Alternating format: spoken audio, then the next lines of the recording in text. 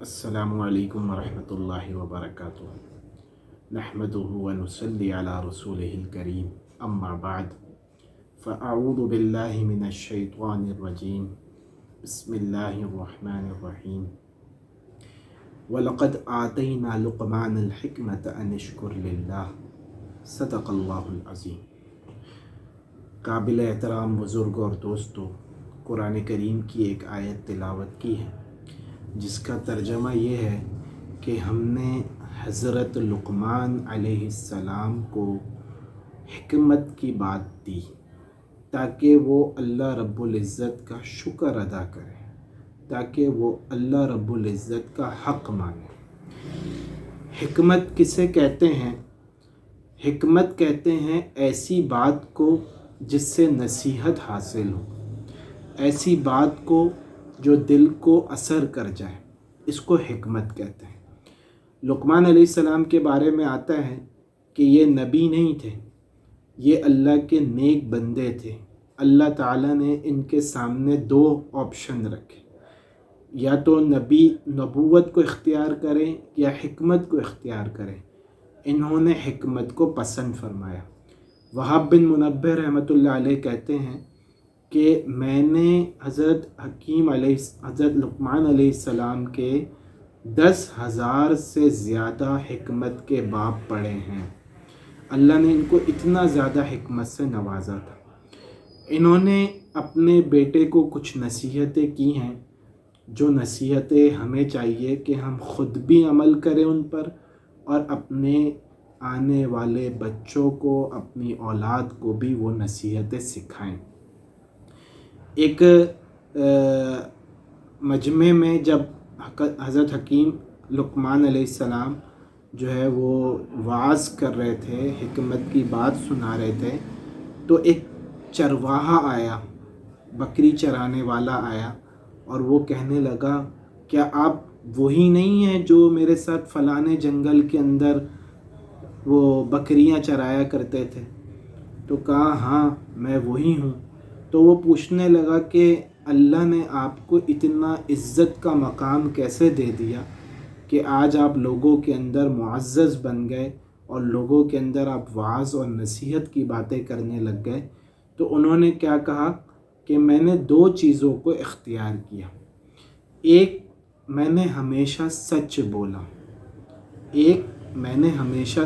بولا، اور دوسری چیز میں نے فضول باتوں سے احتراز کیا، فضول باتیں نہیں بولی۔ تو حضرت حکیم لقمان نے جو اپنے بیٹے کو نصیحت کی، اس کا خلاصہ یوں ہے کہ انہوں نے کہا کہ 4 چیزوں سے اپنے آپ کو بچاؤ، 4 چیزوں سے حفاظت کرو، 2 چیزیں کر کے بھول جاؤ، 2 چیزیں بھول جاؤ، اور 2 چیزیں کبھی بھی نہ بھولو۔ وہ 4 چیزیں جو یاد رکھنے کی ہیں، جن کی حفاظت کرنے کی ہے، اس میں سب سے پہلی چیز، نماز کے اندر اپنے دل کو اللہ سے غافل مت ہونے دو۔ نماز کے اندر اپنے دل کو محفوظ کرو، اپنے دل کی حفاظت کرو، اللہ کے ساتھ اپنے دل کے تعلق کو قائم کرو۔ کیونکہ نماز خالص اللہ کی رضا کے لیے ہے، نماز خالص اللہ کی عبادت ہے، اس لیے اس کے اندر ڈنڈی نہیں مارنی۔ نمبر 2، دوسری چیز جو انہوں نے نصیحت کی، محفل کے اندر، مجلس کے اندر اپنی زبان کی حفاظت کرو۔ جھوٹ سے احتراز، چغل خوری سے احتراز، اور غیبت سے بچنا، بہتان اور الزام تراشی سے بچنا، اس کی حفاظت کرو۔ تیسری چیز جو انہوں نے اپنے بیٹے سے نصیحت میں کہی وہ یہ تھی کہ جب کسی کے گھر جاؤ تو اپنی نظروں کی حفاظت کرو۔ کیونکہ نظر یہ شیطان کے تیروں میں سے ایک تیر ہے۔ اپنی نظروں کی حفاظت کرو۔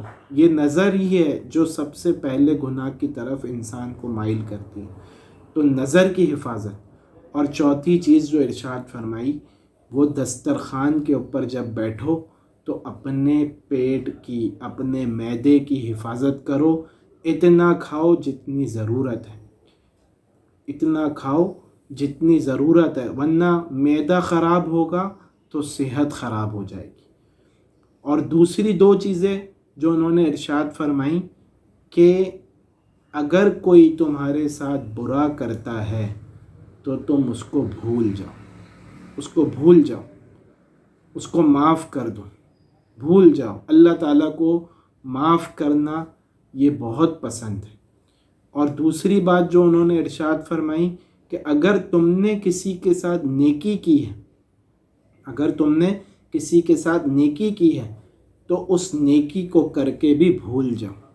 کیوں؟ کیونکہ شیطان 10 سال کے بعد، 20 سال کے بعد کئی مجمع میں وہ نیکی یاد دلائے گا اور وہ اخلاص کو ضائع کرائے گا اور اس کے اندر ریاکاری آ جائے گی اور وہ نیکی ضائع ہو جائے گی۔ یا وہ نیکی کی اور وہ احسان کیا اور اس کو جتلا دیا تو اس کی وجہ سے بھی اللہ وہ نیکی کو ضائع کر دیں گے۔ تو جب کسی کے اوپر کوئی احسان کرو، صلہ رحمی کرو، اس کو کر کے بھول جاؤ۔ اور دو چیزیں ایسی کہیں جو ہمیشہ یاد رکھو، جس کو بھولنا نہیں ہے، جس کو فراموش نہیں کرنا۔ ایک اللہ کی یاد ہے، اللہ تعالیٰ ہمیں دیکھ رہا ہے، اللہ تعالیٰ ہماری سن رہا ہے، اللہ تعالیٰ ہمارے شہرک سے زیادہ قریب ہے۔ اجالے میں بھی اللہ ہمارے ساتھ ہے، اندھیرے میں بھی اللہ ہمارے ساتھ ہے، وہ ہر جگہ ہمارے ساتھ موجود ہے۔ اور نمبر 2، موت کی یاد، موت کی یاد۔ لذتوں کو توڑنے والی چیز وہ موت ہے۔ اللہ کے نبی نے ارشاد فرمایا کہ کثرت سے اس کو یاد کیا کرو، کیوں؟ اس سے انسان کی لذتیں، خواہشیں کم ہوتی ہیں، ختم ہوتی ہیں۔ تو میرے عزیز دوستو، یہ حضرت لقمان علیہ السلام کی نصیحتیں تھیں اپنی اولاد کو، اپنے بیٹوں کو۔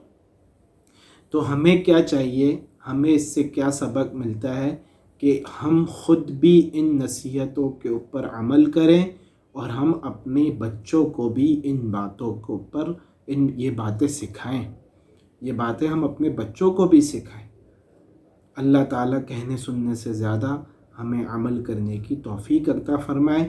وآخر دعوانا ان الحمد للہ رب العالمین۔